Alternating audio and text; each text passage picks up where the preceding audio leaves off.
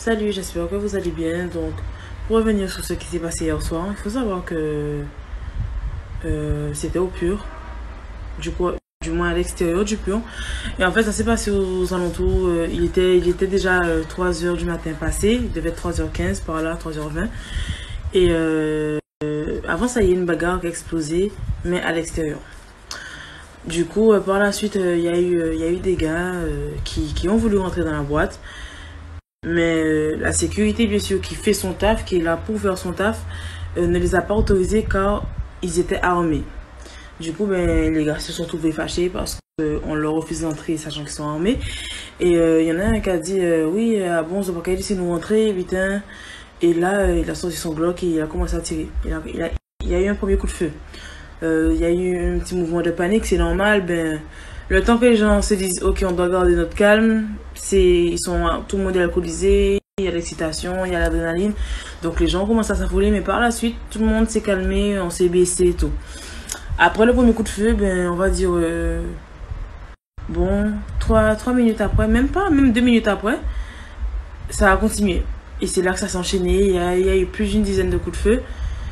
Et les personnes, en fait, ils ont tiré ben, vraiment en direction de la boîte. Et parce qu'on leur a refusé l'entrée, ils étaient fâchés et tout. Ils ont commencé à tirer partout, n'importe comment et tout. Et ils ont touché 3 personnes.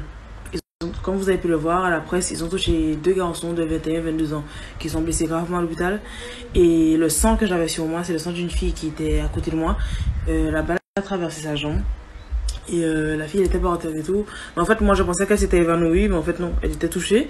Donc du coup, ben, ça pissait le sang. Et donc du coup, j'ai dû lui faire un GAO et c'est pour ça que j'avais du sang sur moi. Mais moi, en fait, j'ai rien.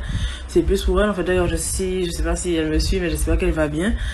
Et c'est ce qui s'est passé en fait. Donc du coup, c'est ce qui s'est passé malheureusement. La soirée pourtant ben, se déroulait très très bien. Le staff de la boîte du Puyon a fait un good job. Ils ont fait leur travail, les mecs. Parce que imaginez si ils les avaient laissés rentrer juste et ça serait fait à l'intérieur. Dites-vous qu'il y aurait plus de blessés.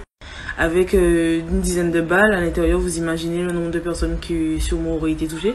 Donc non, en fait, ils ont très bien fait leur taf. Je peux comprendre certaines personnes de la boîte qui se sont retrouvées énervées parce que voilà, tout le monde était sous adrénaline, tout le monde était sous tension, là, que ce soit la sécurité parce que eux, ils étaient dans le feu de l'action. Je comprends pour personne, mais ils étaient dehors en fait.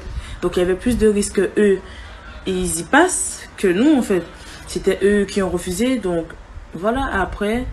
il n'y a pas eu de mort. Donc ça, c'est déjà le point positif. Il n'y a pas eu de mort. Ça aurait pu être pire. Même pour la fille qui est à côté de moi.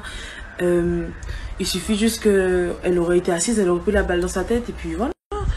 Et la fille, en plus, ça faisait peut-être 15 minutes qu'elle était entrée dans la boîte. Et voilà, mauvais temps. Mais bon, tout va bien. Et puis voilà.